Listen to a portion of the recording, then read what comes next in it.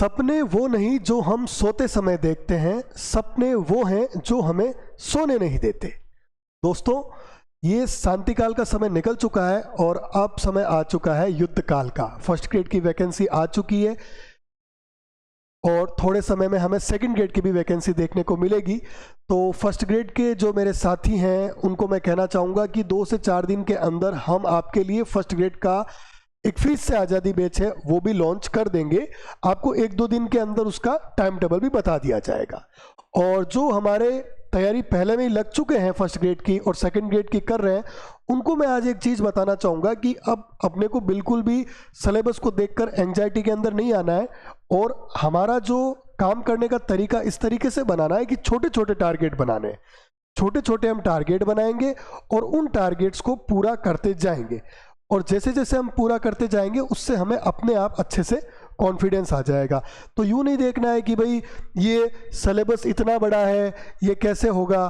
तो सिलेबस तो वाकई में बड़ा है, लेकिन आप उसको अगर पूरा देखेंगे तो आपको एक एंजाइटी होने लगेगी कि मैं कैसे इसे 4 से 6 महीने में करूँगा। इसके बजाय अच्छी चीज़ ये है 2 या 3 टॉपिक उठाइए, जो भी आपको सहज हो जिसमें वैसे उठाइए कि आज मुझे करना है। रात को अपने आप से पूछ लीजिए सोने से पहले कि मैंने किया या नहीं किया। इससे आपको अपना पूरा का पूरा पता चल जाएगा कि आप किस दिशा के अंदर जा रहे हैं और दशा आपकी क्या होने वाली है। तो ये तो थी तैयारी करने का तरीके की बात। ठीक है, सोना अब नहीं है, जगना है, बढ़िया वाली करनी है तैयारी। 6 घंटे नींद पर्याप्त है, ठीक है ना। ये अपना इंग्लिश क्रांति, ये अपना चैनल है और यहाँ पर हम बिना फीस दिए अच्छे कंटेंट के साथ में एग्जाम ओरिएंटेड हम तैयारी करते हैं।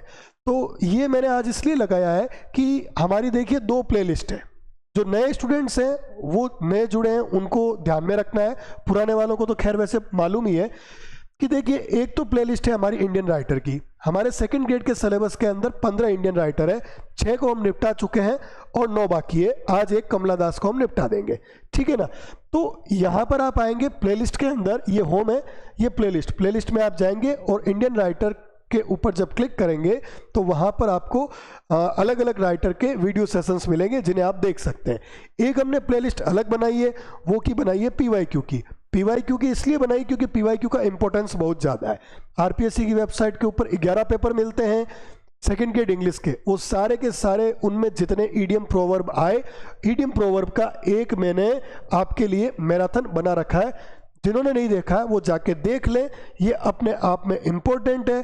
कई ईडियम है जो बार बार एग्जाम में रिपीट होते हैं, जैसे ब्रेक द आइस, ठीक है ना, एट द फिंगर टिप्स, ऐसे कुछ थे जो बार बार रिपीट हो रहे थे। मैंने देखा कि वो बार बार रिपीट हो रहे हैं, तो उनका ध्यान रखेंगे।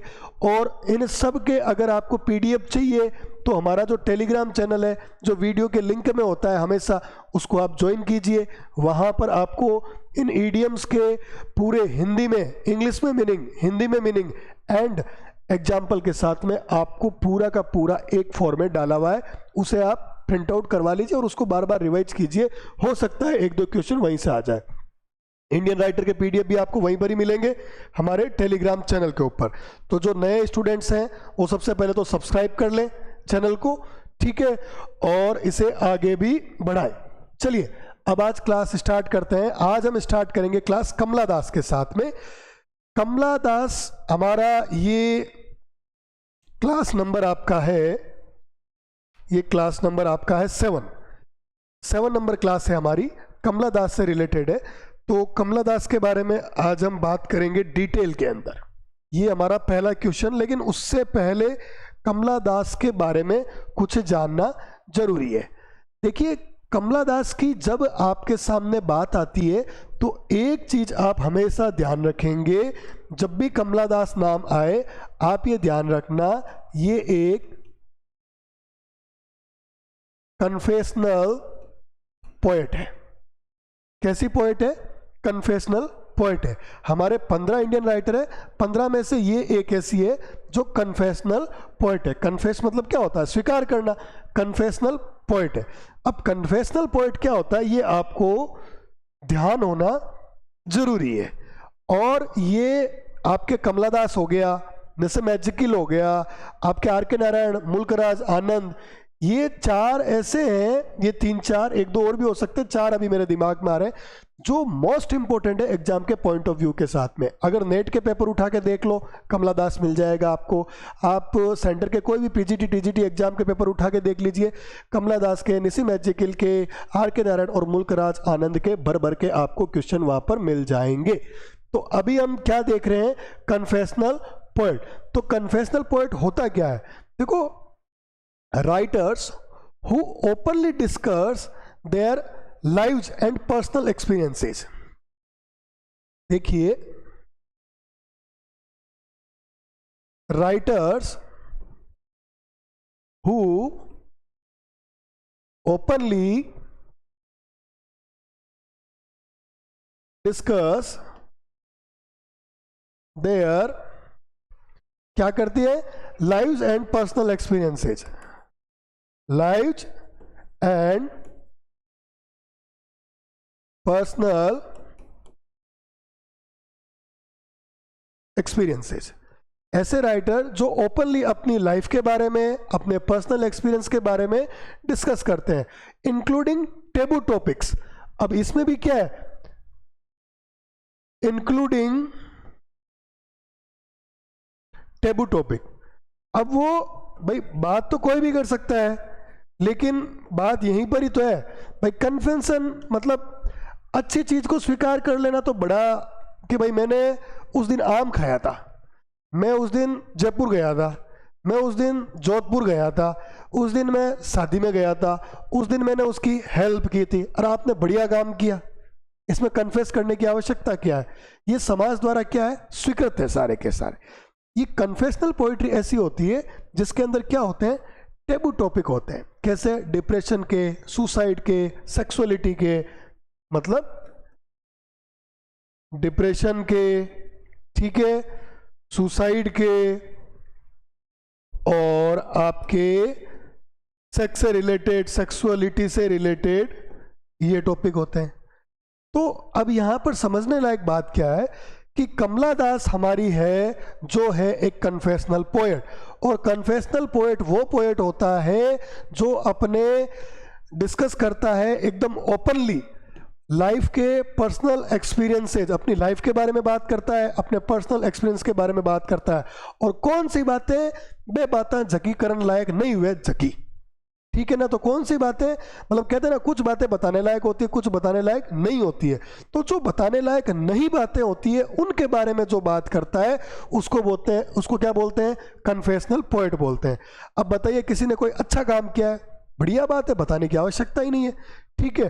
तो अब कोई डिप्रेस होता है, कोई ये नहीं बताता कि मैं डिप्रेस हूं, सुना ही नहीं, इतना ही सुना मां तो दुख है, ये सुना ही नहीं कि कोई बोल रहा है कि मैं डिप्रेशन में हूं, डिप्रेशन की टेबलेट्स ले रहा हूं। और अगर कोई ले रहा होता है तो समाज में इसे छुपाया जाता है कि वो डिप्रेशन की, कहते हैं ना, माथे की दवाई लेवे, तो माथे की दवाई लेवे ये बताया नहीं जाता है, ये छुपाया जाता है। अब अगला क्या हो गया, सुसाइड। अब सुसाइड कोई करने की सोच रहा है तो वो बताता है क्या, बिल्कुल नहीं बताता है। और कोई कर भी लेता है तो परिवार समाज उसको दबाने की, छुपाने की कोशिश करता है और उसे एक एक्सीडेंट बताने का प्रयास करता है। और सेक्सुअलिटी, अब सेक्स से रिलेटेड आपके दिमाग में क्या चल रहा है उसके बारे में कोई बताता है क्या, कोई नहीं बताता, सब संत बन के बैठे हैं, ठीक है ना। लेकिन एक्चुअल में क्या डिजायर्स होते हैं, तो स्पेशली इन चीजों के बारे में जब बात करता है वो होता है कन्फेशनल पोएट। तो कमला दास हमारी क्या है, कन्फेशनल पोएट। कमला दास क्या है, कन्फेशनल पोएट। क्वेश्चन आ सकता है, आया हुआ भी है कि इनमें से कौन कन्फेशनल पोएट है, तो वो है कमला दास, ठीक है। एक तो ये वर्ड ध्यान रखेंगे, ये टर्मिनोलॉजी है, इंपॉर्टेंट है इसलिए आज लिखवा दी, ठीक है।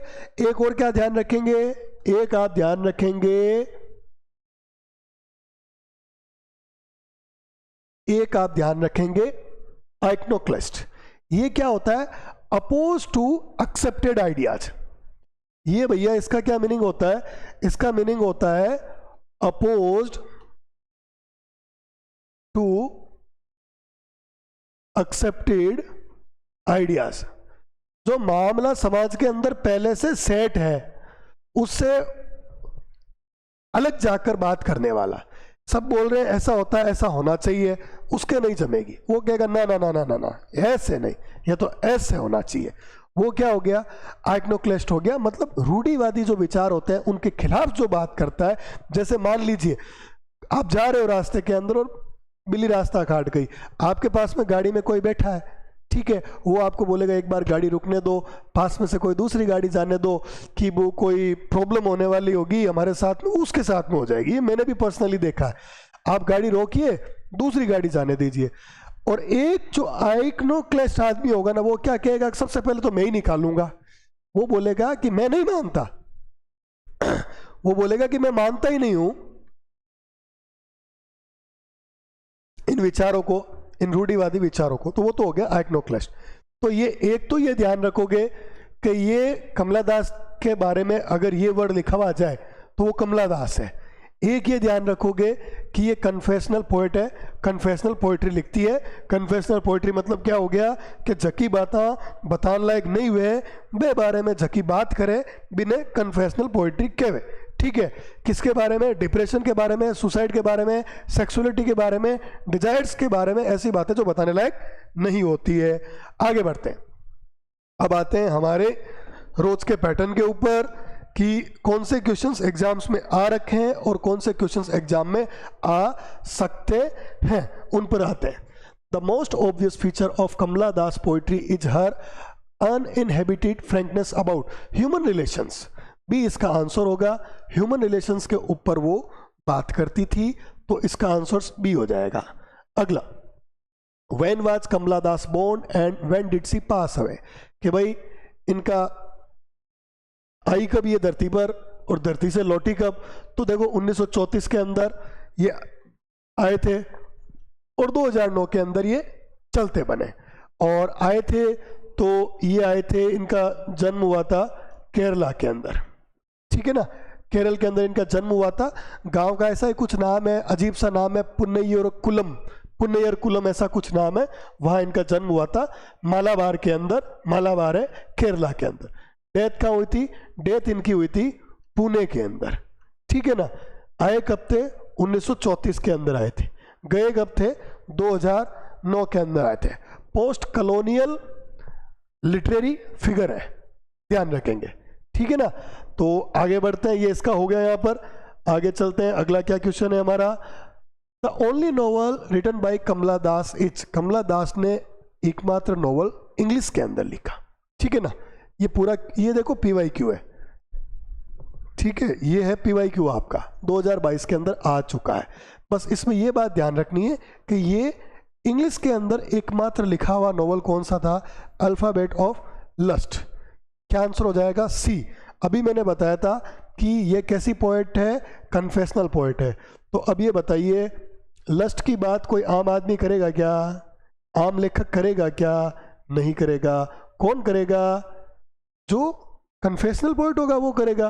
तो कन्फेशनल पोएट कौन थी? तो कन्फेशनल पोएट थी अपने कमला दास।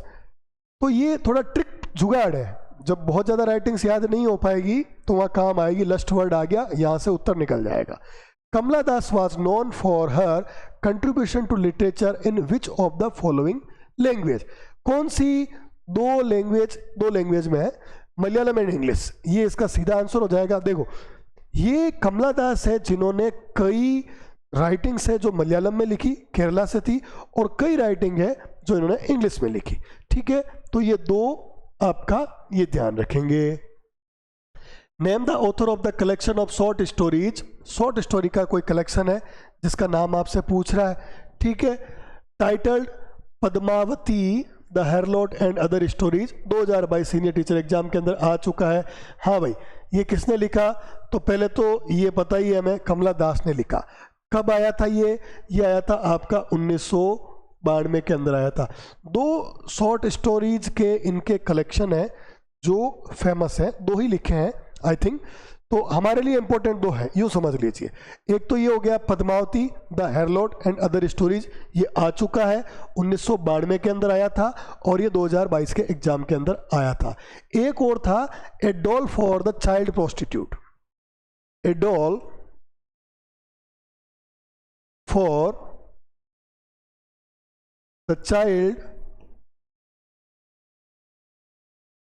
Prostitute. A doll for the child prostitute, ये भी एक इनका शॉर्ट स्टोरी है। ये 1977 के अंदर आया था, वो 1992 के अंदर आया था। तो ध्यान में रखेंगे। इस बार ये पूछा है, ये वाला Padmavati, the harlot and other stories.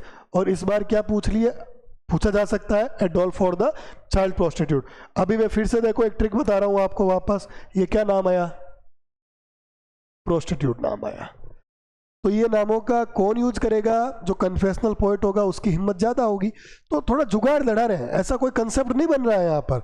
हम तो ये जुगाड़ लड़ा रहे हैं कि जब हमें नहीं याद हो या फिर कुछ ऑप्शंस हमारे पास में हो, वहां से एलिमिनेशन करना हो, तो ये हमें थोड़ा मदद दे सकता है। ठीक है ना। तो ये यहाँ पर क्या हो गया, ए doll for the child prostitute, इसका दूसरा शॉर्ट स्टोरी का आपका किसका कलेक्शन है, शॉर्ट स्टोरीज का, बिल्कुल सही। To her Malayalam readers Kamala Das was known by which name. देखो इसका एक पेन नेम भी था, किनके लिए था, माधवी कुट्टी। ये किसके लिए था, मलयालम रीडर के लिए था। जो मलयालम रीडर थे उनके लिए, मलयालम रीडर्स के लिए, इंग्लिश में जो रीडरशिप थी उनके लिए तो कमला दास था। बाद में कमला सुरैया हो गया, इस्लाम धर्म उन्होंने ग्रहण कर लिया। ठीक है, ये आगे आएगा भी और ये पीछे एग्जाम में भी आया था भी। ठीक है, आगे बढ़ते हैं। विच रिलीजन 2022 सीनियर टीचर एग्जाम। देखिए कमला दास से कैसे क्वेश्चन आ रहे हैं। मैंने आपको आर के नारायण कराया था, तब भी मैंने आपको बताया था इससे क्वेश्चन आते हैं। कमला दास से क्वेश्चन आएंगे, निसिम मैजिकल से क्वेश्चन आएंगे, मुल्कराज आनंद से क्वेश्चन आएंगे। ये 4 फेवरेट इंडियन राइटर्स हैं एग्जामिनर के, ये आप ध्यान रखिएगा। ठीक है। विच रिलीजन कमला दास एम्ब्रेस 1999 के अंदर, and what did she rename herself. और क्या नाम रख लिया भाई इन्होंने अपना, इन्होंने देखो इस्लाम को ग्रहण करा और कमला सुरैया इन्होंने अपना नाम रख लिया। इनकी पति की, इन्होंने मतलब इनका किसी से अफेयर हो गया था, वो मुस्लिम था। फिर इनको उनसे शादी करनी थी, लेकिन उन्होंने उनसे शादी भी नहीं की और धर्म भी परिवर्तित वगैरह हो गया। वैसे इसका आंसर हो जाएगा डी। ज़्यादा डीप में जाने की ज़रूरत नहीं है। ज़्यादा डीप में अगर जाएंगे तो देखो टू द पॉइंट चलते जा रहे हैं। एक इंडियन राइटर से जो 25-30 इंपॉर्टेंट क्वेश्चन बनते हैं, 25-30 नहीं 20 तो हम ही लेते हैं, लगभग 35-40 क्वेश्चन या 30 क्वेश्चन मान लेते हैं, चलो रफली। तो वो जो इंपॉर्टेंट बनते हैं तो 450 क्वेश्चन बनेंगे हमारा। जब ये पूरा का पूरा प्लेलिस्ट कंप्लीट होगा तो करीब 450-500 क्वेश्चन जब आप एकदम अच्छे से कर लेते हो तो आप एक बहुत अच्छी स्थिति में होंगे। अब अगर आपने 1500 क्वेश्चन या 1000 क्वेश्चन करने की कोशिश की तो आप ये मान लीजिए ये 450-500 भी होंगे नहीं, क्योंकि क्लैरिटी आ नहीं पाएगी। Kamala Das is often held as which of the following in the context of modern English poetry. भाई मॉडर्न इंग्लिश पोइट्री के अंदर कमला दास को क्या माना जाता है जी, माना जाता है the mother of the modern. यहां पर एक वर्ड डाल लीजिए इंडियन। ठीक है ना, ये यहां डाल लीजिए Indian, the mother of modern Indian English poetry. इनको माना जाता है the mother of modern Indian English poetry. किसको माना जाता है, कमला दास को माना जाता है। कमला दास एक कैसी पोइट है, कमला दास एक कन्फेशनल पोइट है। आइकनोक्लेस्ट कौन पोइट है, ये है अपने कमला दास। ठीक है ना, समझ में आ रहा है सबको, आई होप सबको समझ में आ रहा है। आगे चलते हैं। कमला दास एक कन्फेशनल पोइट, बार बार बोलते जाओ कमला दास एक कैसी पोइट है, कमला दास एक कन्फेशनल पोइट है, कमला दास एक कन्फेशनल पोइट है। कमला दास एक confessional poet is often compare to which of the following poets. भाई अब इंडिया के अंदर कमला दास कन्फेशनल पोइट है, लेकिन ये जरूरी तो नहीं, बाहर भी तो कन्फेशनल पोइट हो सकते हैं, तो बाहर भी हैं। तो बाहर कौन से, उनके नाम क्या, उनके नाम है भैया ये आपके ये वाले, Anne Sexton, Robert Lowell, Sylvia Plath, ये भी लोग थे जो कन्फेशनल पोइट्री लिखते थे। तो ये कंपेयर किया गया है किससे, compare to which of the following poets. तो ये भी इसका एकदम सही आंसर हो जाएगा। बाकी आपके ये एमिली डिकिंसन, टी.एस. एलियट साहब, वो बड़े इंपॉर्टेंट है। ये टी.एस. एलियट साहब ये आएंगे, जैसे जैसे अपन वो लिटरेचर पार्ट करेंगे ना, हिस्ट्री वाला, हिस्ट्री ऑफ इंग्लिश लिटरेचर, उसके अंदर देखो ये आएंगे Walt Whitman, Emily Dickinson, William Wordsworth, ये अपने भाई साहब रोमांटिक एज वाले, लिरिकल बैलेड वाले, 1798, जिन्होंने थोड़ी बहुत भी तैयारी कर रखी है पहले, Samuel Taylor Coleridge, John Keats, या जिन्होंने थोड़ा बहुत भी पढ़ाई कर रखी है ना, सेल्फ स्टडी कर रखी है, उनको पता है ये विलियम वर्ड्सवर्थ, ये एस टी कोलरिज, इन दोनों ने मिलकर क्या लिखा, लिरिकल बैलेड लिखा। कब आया? 1798 में आया। कितनी पोएम थी? 23 पोएम थी। वर्ड्सवर्थ ने कितनी लिखी? 19 लिखी। इन भाई साहब ने कितनी लिखी? इन्होंने 4 लिखी। और इसी से रोमांटिक एज की क्या हुई? शुरुआत हुई। ठीक है, तो ऐसे आपको याद होना चाहिए और होने भी लगेगा धीरे धीरे। और कब होने लगेगा? जब अपन टू द पॉइंट एग्जाम के अंदर तैयारी करेंगे तब। अगर अनावश्यक इधर उधर भागते रहे तो फिर नहीं होगा। ठीक है ना, पता ही नहीं चलेगा क्या कर रहे हैं, क्या कर रहे हैं, क्या याद हो रहा है, क्या आएगा, क्या लिख के आएंगे, भगवान ही जानता है फिर तो। ठीक है ना, आगे बढ़ते हैं। तो ये बहुत इंपॉर्टेंट राइटर्स हैं। जब हिस्ट्री ऑफ इंग्लिश लिटरेचर हम स्टार्ट करेंगे, अपना रेनेसेंस हो गया, जैकोबियन हो गया, नियो क्लासिकल हो गया, विक्टोरियन हो गया, मॉडर्न, पोस्ट मॉडर्न, जब स्टार्ट करेंगे इनको बढ़िया वाला डिटेल के अंदर करेंगे। और वो अभी 5-10 दिन में उनका भी नंबर आ जाएगा, क्योंकि एक अपनी ग्रामर की क्लासेस स्टार्ट होगी और लिटरेचर की भी चलती रहेगी। ठीक है ना, तो दोनों सेक्शन। वैसे मैंने वादा कर रखा है, जो संस्कृत शिक्षा विभाग वाले हैं ना, जो सेकंड ग्रेड के, उनको बोल रखा है कि आपका मैं टाइम पर सिलेबस करा दूंगा। हो सकता है शुरुआत धीरे हो, लेकिन आने वाले दिनों के अंदर आपको एक एक दिन में 2-2, 3-3 क्लासेस देखने को मिलेगी, तो आपका सिलेबस हो जाएगा। So do not worry. What is the title of Kamala Das' first book of poetry, which was considered a breath of fresh air in Indian English poetry? In Indian English poetry, Summer in Calcutta. ये poem का नाम है, 1965 के अंदर आई थी। सारे के सारे हैं जो कमला दास की ही राइटिंग है।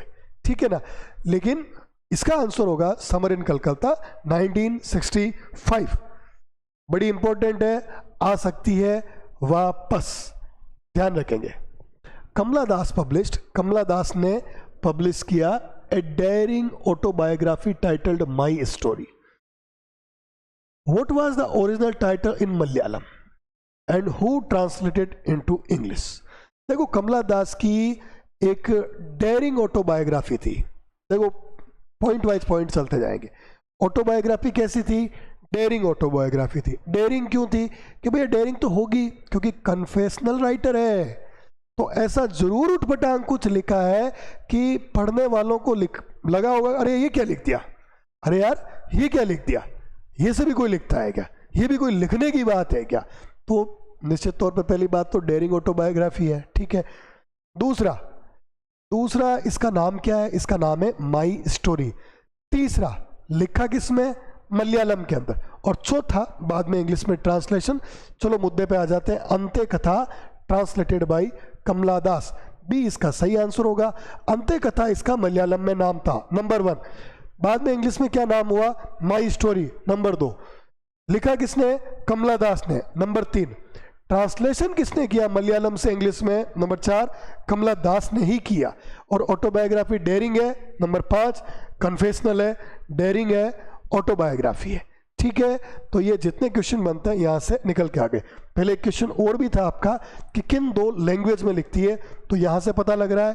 देखिए, मलयालम एक हो गया, इंग्लिश है ही, मलयालम और इंग्लिश 2 में लिखती है। कैसी पोएट है? कन्फेशनल पोएट है। कैसी पोएट है? कन्फेशनल पोएट है। कन्फेशनल पोएट किसको बोलते हैं? कि जकी बाता बताण लायक नहीं हुए भी बारे में बात करे जके ने कन्फेशनल पोएट के वे, ये आप ध्यान में रखेंगे, उसको कन्फेशनल पोएट बोलते हैं। अगर इंग्लिश में ना समझ में आए ना, तो हिंदी में जुगाड़ लगा के अपना काम निकाल लिया करो। अपना काम है सेलेक्ट होना। ठीक है ना, छाटने वाली इंग्लिश से हमेशा दूर रहना है और काम में आने वाली इंग्लिश के हमेशा चिपके हुए रहना है। In Kamala Das poem an introduction, what theme does she boldly express? कि भाई इंट्रोडक्शन नाम की एक पोएम है इनकी, इसके अंदर उन्होंने किस बारे में बात की? भाई साहब, इन्होंने बात करी फेमिनिटी की, इंडिविजुअलिटी की, and her true feeling about man, कि भाई वो आदमियों के बारे में क्या सोचती है, उसके बारे में बात करी उन्होंने। ठीक है, और फेमिनिटी के बारे में बात करी। अब इनका तो क्या बताया, इंडिविजुअलिटी और ट्रू फीलिंग। यहाँ देखो, ट्रू फीलिंग अबाउट मैन, आदमियों के बारे में वो क्या सोचती है, इसके बारे में बात करी। किस पोएम में करी? इंट्रोडक्शन के अंदर करी। तो ये मत करके आ जाना पॉलिटिकल आइडियोलॉजीज, नहीं भैया, कोई पॉलिटिकल आइडियोलॉजी। इन्वायरमेंटल इश्यू, अब क्या होता है ना, कुछ लोग देखते हैं नेचर, तो नेचर देखते हैं वो सोचते हैं अरे अरे अरे अरे इतना बढ़िया शब्द लिखा हुआ है नेचर, टिक कर देते हैं। तो ऐसे नहीं होता कि आपको अच्छा लगा, ये नहीं होता है, आपको उसको लिंक करना पड़ेगा। और चलो इसी के अंदर करते हैं हिस्टोरिकल इवेंट, ये भी नहीं होता। अब जैसे ऊपर क्वेश्चन है कमला दास का, ठीक है, पोयम है, what theme does she boldly express. अब वर्ड बोल्डली एक्सप्रेस, अगर आपको कन्फेशनल पोएट इतना ही पता है ना, और आपको ये नहीं पता कि उसने लिखा क्या क्या है, क्योंकि ये स्वाभाविक है, इतनी राइटिंग्स है, हमको जरूरी थोड़ी ना है कि सारी की सारी पता होगी, हमें भी नहीं है, कोई टीचर प्रोफेसर को है ही नहीं, एक एक राइटर ने पता नहीं 200-200 300 राइटिंग लिख रखी है, पॉसिबल ही नहीं है, ठीक है ना। लेकिन क्या पॉसिबल है, पॉसिबल ये है कि उनका लिखने का स्टाइल क्या है, किस थीम पे लिखती है, उसका आइडिया होना चाहिए, और उसका आइडिया हमको ये पता है कि वो कन्फेशनल पोएट है। अब मैं यहाँ पर चांस लेना चाहूँगा कन्फेशनल पोएट, तो जैसा कि मैंने बताया कन्फेशनल पोएट नहीं बताने वाली बात बताना, तो अब यहाँ लाइन क्या आ रही है, ट्रू फीलिंग अबाउट मैन। क्या औरतें अपने मन की बात ट्रू फीलिंग अबाउट मैन बताती है क्या? नहीं बताती, कोई भी स्त्री नहीं बताती, ठीक है ना। ट्रू फीलिंग अबाउट मैन और फेमिनिटी, इंडिविजुअलिटी, इनकी बात नहीं होती है भैया। तो ये एक कॉमन सेंस है भी, ये इसका बी आंसर निकल के आ जाएगा। इसीलिए मैंने आपको सबसे पहले कन्फेशनल पोएट और पोइट्री के ऊपर इतना जोर दे के समझाया था। उसका रीजन ही ये था कि आपको ये ध्यान में रहे। तो कौन है कन्फेशनल पोएट? कमला दास। सी सिंपली एवरी वुमेन, अरे भाई वो तो हर एक वुमेन में है। हु सीक्स लव, एक औरत को क्या चाहिए? हु सीक्स लव, लव चाहिए। She is beloved and the betrayed, वो बिलव्ड है और betrayed. Who is refer to here, भाई यहां पर किसको रेफर किया गया है? अब ये क्वेश्चन एक ट्रिकी क्वेश्चन है। Tricky question in the sense visual sense. Visual sense मतलब क्या हो गया कि आपने पढ़ा ऊपर she is simply every woman who seeks love, she is beloved and the betrayed. आपको इस लाइन से सीधा सीधा पता चल गया कमला दास है, ठीक है, कमला दास है, आपको पता चल गया। आपने तैयारी की थी, आप चलो यहां पढ़ के गए, ये एग्जाम के अंदर आ गया, ठीक है, और आपने वहां से ही मेरे को थैंक यू बोल दिया। अब होगा क्या कि आपको है बड़ी जल्दी, ये हमने दो ऑप्शन इसीलिए डाले, ये एक कमला यहां और एक कमला यहां पर। अब ये क्यों डाले कि जो जल्दबाजी में भाई आएगा ना अपनी ट्रेन लेकर यहां से, वो यहां पर ही चैन खींच देगा कि रुक जा, और क्या करेगा, कमला मार्कंडेया को सी को सही करके आ जाएगा। अब मैंने एक चीज आपको बताई थी, जो क्वेश्चन है उस क्वेश्चन के अंदर नोट आ रहा है, ठीक है, तो मैंने आपको क्या बताया था, आप क्या कर लोगे, नोट के ऊपर घेरा कर लोगे, और फिर क्या करोगे, फिर भी बताया था, आगे भी काम करने का तरीका भी बताया था, ए बी सी डी। अब ये पूछा क्या है, पूछा क्या है क्वेश्चन में, नोट, तो फिर आप यूं लेके चलोगे, हाँ भाई इसका उत्तर क्या हो गया, यस, इसका उत्तर हो गया नोट, इसका उत्तर हो गया यस, इसका उत्तर हो गया यस, तो ये इसका आंसर हो जाएगा। ऐसे करोगे कभी क्वेश्चन गलत नहीं होगा, पहला तो ये। अब दूसरा, यहां पर आ जाओ, नया चीज सीख लो कि जब यूं भागते हुए आओ ना, थोड़ा रुक के चलना, थोड़ा रुक के चलना, क्योंकि 150 क्वेश्चन आएंगे, ऐसी पूरी संभावना है कि 2-3 क्वेश्चन का आप मटियामेट कर दो। 2-3 क्वेश्चन आपको आ रहे थे और आपने गलत कर दिए उन क्वेश्चन को, क्योंकि आप बैठ गए थे वंदे भारत एक्सप्रेस में, ठीक है, और बैठ गए और सी पर आपको मामला आपका कमला दिखाई दिया, हो गया। तो ऐसा नहीं करना है। पेपर जब भी देने जाओ, जब भी गांठ बांध लो, आज आपके सामने पेपर रख दिया, तो सबसे बड़ी जो मैंने रियलाइज किया और जो मैं स्टूडेंट से भी बात करता हूं, मैं देखता हूं, सबसे बड़ी प्रॉब्लम मुझे लगता है ये है प्रॉब्लम, और मैं तो इसे अवॉइड करता हूं, कि आपके सामने पेपर रखा और आप फटाक से उसको खोल के फटाफट देखना स्टार्ट करते हो, धमाधम धमाधम धमाधम धमा। आप इससे बचिए। इससे क्या होगा कि आपका माइंडसेट गड़बड़ हो जाएगा। दिक्कत ये होगी कि आप उतावलेपन में आ जाओगे, और वो उतावलापन आपके कॉन्शियस एंड सबकॉन्शियस माइंड को अफेक्ट करेगा, और जब वो अफेक्ट करेगा तो सबकॉन्शियस माइंड से जो उत्तर निकल के आते हैं कि भैया ये सही है ये गलत है, वो आने हो जाएंगे बंद। तो दिमाग को अपने उतावलेपन वाले मोड के ऊपर बिल्कुल भी नहीं लाना है। अब उसका सबसे बढ़िया तरीका क्या है? बिल्कुल बढ़िया तरीका है, आपके सामने पेपर आ गया, आप क्लास में बैठे हो, सब बच्चे खोल रहे हैं उसको, आप 30 seconds just stay calm and composed, एकदम शांति से आपको 30 सेकेंड्स बैठे रहना है। अब 30 सेकेंड्स आप अगर बैठे रहोगे ना तो आपका उतावलापन नहीं रहेगा, आप आराम से एकदम सहजता के साथ में आराम से उसे खोलिए। 1 मिनट लग जाएगा, 1.5 मिनट लग जाएगा, 2 मिनट लग जाएगा, उससे क्या फर्क पड़ जाएगा? क्योंकि देखो, अगर आपको आते हैं ना 150 क्वेश्चन में से मान लीजिए जितने भी 120 130 जो भी, तो आपके लिए समय पूरी तरीके से पर्याप्त है। और अगर नहीं आते हैं ना तो फिर आपको कितने भी घंटे दे दो वो भी कम है वैसे भी, ठीक है। तो अब हम क्या करेंगे, हमें जो आते हैं एटलीस्ट वो हमारे 100% एक्यूरेसी के साथ में सही हो, ठीक है ना, 100% एक्यूरेसी के साथ में सही हो। उसके लिए क्या करेंगे, वंदे भारत में अपने को नहीं बैठना है, तेज गति से नहीं चलना है, हमको क्या करना है, हमको करना है धीरे आराम से, कोई जल्दबाजी नहीं, बिना जल्दबाजी के डी तक पहुंचना है और फिर डी को आंसर देना है। तो 2 तरीके बता रखे हैं, जब भी अगला टाइम आएगा तीसरा तरीका भी बताऊंगा। जैसे क्वेश्चंस में आते रहेंगे ना तो बताते रहेंगे। तो क्या बता दिया, एक तो नोट वाला बता रखा है आपको, ठीक है, इससे आपके क्वेश्चन बचेंगे और आप मुझे याद करोगे एग्जाम में कि सर ने बताया था, वाकई में बहुत कारगर है। और कई बार तो ऐसा होता है ये नोट वाले क्वेश्चन आता है 15-20 आ जाते हैं एग्जाम में, और जो 15-20 आ जाते हैं ना तब तो इनका महत्व तो और भी ज़्यादा बढ़ जाता है, क्योंकि ये फिर टाइम कंज्यूमिंग भी हो जाते हैं। अब जिन्होंने इस पैटर्न के ऊपर प्रैक्टिस नहीं कर रखा होता है ना तो उनके लिए टाइम कंज्यूमिंग हो जाता है। अब अपन अगर ये वाला पैटर्न चलाएंगे ना तो अपने भले 20 आओ 30 आओ 40 आओ, अपना टाइम नहीं लगेगा, अपना काम हो जाएगा, अपना हो जाएगा। पहला ये हो गया।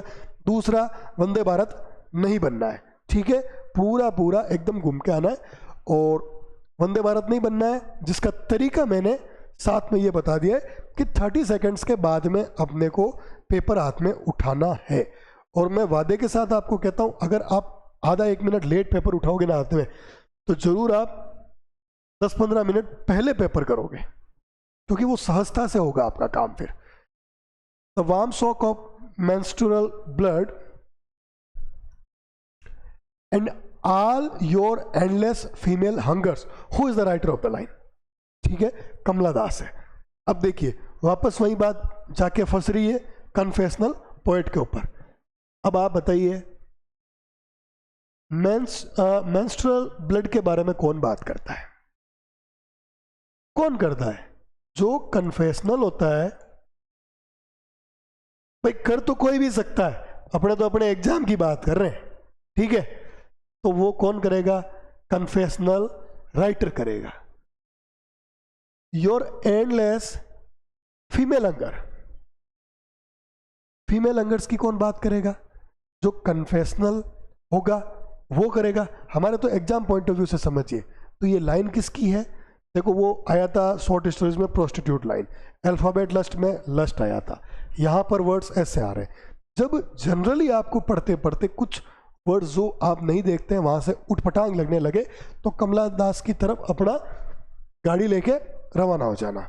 अपने एग्जाम के लिए बोल रहा हूँ, 15 राइटर के अंदर से बात को थोड़ा व्यवहारिक तरीके से पकड़ना है ना। Which of the following are some of Kamala Das better known stories? इनमें से कमला दास की कौन सी आपके बेटर नॉन स्टोरीज है? यह है पक्षी युद्ध, मनम, नयपशम, केरल के नाम है भैया, आते नहीं आप पढ़ लेना, ठीक है ना। थनप्पू ये इंपॉर्टेंट है, ठीक है, एंड चंदन मारंगल, ठीक है, ये इसका आंसर हो जाएगा। मलयालम में लिखती थी, मलयालम वाले नाम तो वैसे ही देखो, ये तो इंग्लिश वगैरह तो ये अब आई है भाषाएं, ठीक है ना। अब ये ध्यान रखना साथ में एक चीज़ और कि अपनी जो भाषाएं है ना वो इंग्लिश के बहुत ज़्यादा पुराने साल, मतलब बहुत ज़्यादा पुरानी है, बहुत ज़्यादा मतलब बहुत ज़्यादा, एग्जैक्ट मुझे रिमेंबर नहीं है ईयर्स वगैरह, लेकिन मुझे इतना पता है कि मतलब यूँ समझ लो इनसे 4-5 गुना ज़्यादा बूढ़ी होगी। कहते हैं ना 4-4-5, तमिल का और मलयालम का कहते हैं 3-3 4-4 5-5 हज़ार साल, एग्जैक्ट नहीं पता।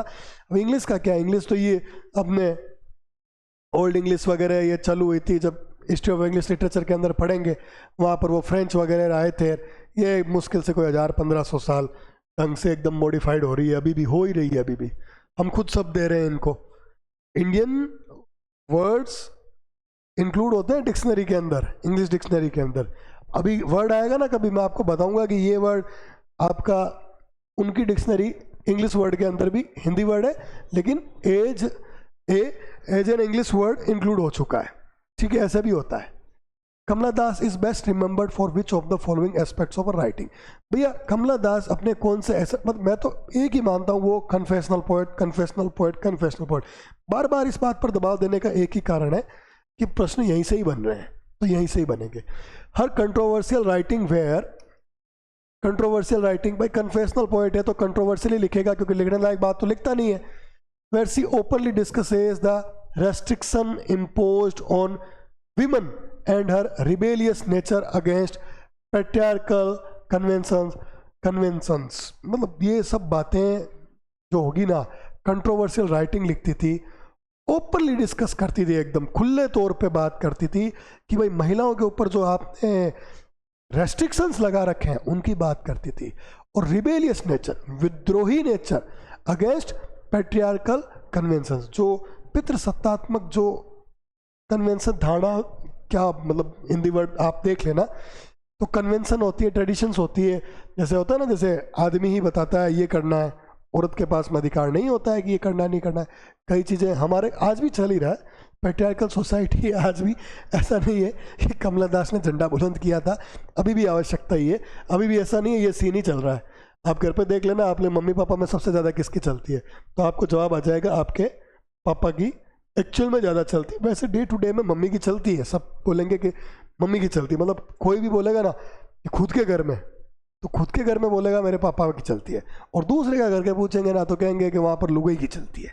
तो ये ध्यान रखना, ये हो रहा है। और उसी दूसरे से आप पूछोगे ना तो वो आपके घर के बारे में बोलेगा कि लुगाई की चलती है, आदमी की नहीं चलती है। तो इन जनरल हम बात करें, सब घर में किसकी चलती है, पापा की चलती है। तो पापा की चलती है तो क्या हो गया, पैट्रियार्कल कन्वेंशंस, तो पितृसत्तात्मक है अपना समाज। तो इसके खिलाफ कौन बात करती थी, कमला दास बात करती थी, भाई ये औरत नहीं करेगी, ये औरत करेगी, इसमें भी औरत का अधिकार है। तो कर्तव्य से बढ़कर अधिकार की बात करती थी कमला दास, किसके लिए, औरतों के लिए। Which prestigious award did Kamala Das receive in 1963 for her contribution to poetry. Mother of Indian English poetry थी, mother of Indian English poetry, बहुत बड़ा नाम है भैया, खूब सारी, सरोजिनी नायडू भी आई और पता नहीं कितनी राइटर्स आई, लेकिन mother of Indian English poetry इनको बोला, क्यों, क्योंकि कमाल की पोइट्री लिखी इन्होंने। भाई मदर फादर किसको बोलेंगे, इन्होंने पीछे कुछ नकल नहीं किया, इन्होंने खुद से लिखा सब कुछ, तो mother of Indian English literature. तो पेन एशियन पोइट्री प्राइज इनको मिला इसके लिए, कंट्रीब्यूशन के लिए, ठीक है ना। Which prestigious award did Kamala Das receive in 1963? Date भी आ गई है, अगर डेट नहीं आती तो ये क्वेश्चन गलत हो जाता, क्योंकि उनको साहित्य अकादमी अवार्ड भी मिला था, ठीक है। यही मैं देख रहा था कि ये ऐसे कैसे हो गया, एक से ज़्यादा इसके उत्तर कैसे सही हो गए। ज्ञानपीठ अवार्ड तो इनको मिला ही नहीं था वैसे भी, ठीक है ना, वो तो अपने अमिताभ घोष साहब को मिला था, और अमिताभ घोष करा दिया है। जिन्होंने नहीं देखा अमिताभ घोष, वापस जाना और अमिताभ घोष को देखना, और इबिस ट्रिलॉजी भी देखना। अब जो नए स्टूडेंट हैं उनको नहीं पता है, सबको पता है, अपन ट्रिलॉजी करते हैं, आर के नारायण की करी, मुल्कराज आनंद की करी, अमिताभ घोष की करी, सन के साथ में करी, क्या क्या ईयर में थे, क्या क्या प्रोटेगनिस्ट थे, क्या क्या था, बड़ा डिटेल के अंदर बढ़िया बढ़िया वाले वीडियो बना रखे हैं, जाकर देख लेना, ठीक है। आगे बढ़ते हैं, आगे क्या है।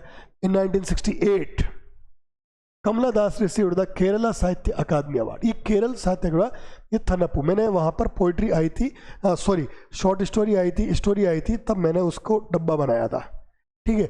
जब मैं ये बनाता हूँ ना रेक्टेंगल वगैरह, सर्कल रेक्टेंगल कुछ भी बनाता हूँ, तो आप ध्यान रखिएगा कि कुछ इंपॉर्टेंट है इसलिए बनाता हूँ, या फिर आपका ध्यान खींचना चाहता हूँ कि इससे आपका प्रश्न के उत्तर में पहुँचने में सहायता मिलेगी, तो कोई ना कोई रीज़न होता है। सो ए रीज़न बिहाइंड दिस, तो ये हो गया आपका थनप्पू। इसका आंसर हो जाएगा, ये थोड़ा इंपॉर्टेंट है, देख लेना, क्योंकि ये कलेक्टेड पोएम्स जो साहित्य अकादमी अवार्ड मिला ये आगे आएगा। सॉरी मैं डिस्क्लोज नहीं करता हूँ अभी आंसर को।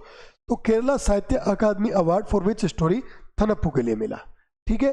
इन 1985 कमला दास रिसीव्ड द साहित्य अकादमी अवार्ड फॉर, भाई पोएम्स के अंदर सबसे पहले किसको मिला अपने, ये कलेक्टेड पोएम्स के लिए मिला था, कलेक्टेड पोएम्स के लिए मिला, साहित्य अकादमी अवार्ड मिला। कब मिला, 1985 के अंदर मिला। ठीक है, ये इंपॉर्टेंट है। और पोएम्स के अंदर इन्हीं को पहला मिला था। ठीक है। I speak 3 languages, I speak 3 languages, 3 language बोलती है। मलयालम इंग्लिश का तो हमको पता है। आई स्पीक 3 लैंग्वेजेज, राइट इन 2, और 2 में लिखती हूँ।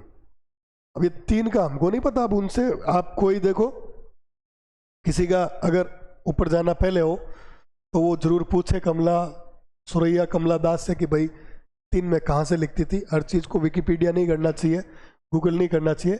राइट इन 2 इनका तो हमको पता है, मलयालम और इंग्लिश में लिखती थी। ड्रीम इन 1, अब ड्रीम इन 1 एक में सपना लेती थी तो जरूर आई थिंक मलयालम में लेती थी, क्योंकि जो सपना तो उसी में ही आता है जो अपनी शुरुआत में सबसे पहली भाषा होती है। The above lines are taken from which poem of Kamala Das, ये कौन से ली गई है ये आपको बताना है। तो भाई साहब ये ली गया है एन इंट्रोडक्शन से।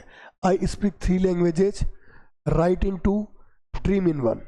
I speak 3 languages, right in 2, dream इन 1, ये ली गई एन इंट्रोडक्शन से। अभी हम कर रहे हैं दोस्तों, अभी हम कर रहे हैं ये सब, और भी ऐसा नहीं है। इनके बूस्टर वीडियो भी मैं डालने वाला हूँ। उन बूस्टर वीडियो के अंदर जो पोएम्स लिखते हैं ना, उन पोएम्स की जो इम्पोर्टेंट लाइन्स है, जो फेमस लाइन्स है, उन 15 राइटर के अपन पोएम या फिर कोई नॉवल, कोई भी राइटिंग की इम्पोर्टेंट है, उसका एक सेपरेट एकदम बढ़िया वाला वीडियो सेशन अलग ले लेंगे, जिसमें यही रखेंगे कि भाई ये लाइन किसने लिखी, किसने लिखी। तो ऐसे भी कोई क्वेश्चन आएगा ना तो उसको भी अपन छोड़ने वाले नहीं है। तो अगला क्या काम होता है, अगला अपना काम होता है हमेशा वाला, चैनल को सब्सक्राइब करना। चैनल को क्या करना है, आपको सब्सक्राइब करना है, और क्या करना है, टेलीग्राम का चैनल ज्वाइन करना है। टेलीग्राम का चैनल के ऊपर सारे के सारे PDF आने वाले हैं, जो भी करवाते हैं विथ आंसर्स आपको वहाँ पर मिलते हैं। बढ़िया से आप वहाँ पर तैयारी कर सकते हो। और फर्स्ट ग्रेड वालों के लिए गुड न्यूज़ है जो 2-3 दिन के अंदर आ जाएगी। बढ़िया वाला स्टार्ट करने वाले हैं, कहीं पर ज़्यादा फीस वगैरह देने की ज़रूरत नहीं है। 2-4 दिन रुक जाइए, आप 2-4 दिन क्लास ले लीजिए। फिर आपको लगे कि भाई मुझे फीस देनी है, तो भाई आपकी इच्छा, आपकी मर्जी हो, जिस कोचिंग संस्थान में जाके 8-10 हज़ार रुपये फीस दे देना। और आपको लगे, क्योंकि मैं हर टॉपिक के साथ में PYQ कराऊंगा, जैसे फर्स्ट ग्रेड हो चाहे सेकंड ग्रेड हो। फर्स्ट ग्रेड का कोई भी टॉपिक उठाऊंगा तो जो कंटेंट पढ़ाऊंगा उस कंटेंट से PYQ कराऊंगा। तो आप वहीं पर देख लेना कि भाई जो इतने PYQ हैं हमारे फर्स्ट ग्रेड के, वो इस कंटेंट से हो रहे हैं, तो इसका मतलब ये कंटेंट पर्याप्त है। ठीक है ना।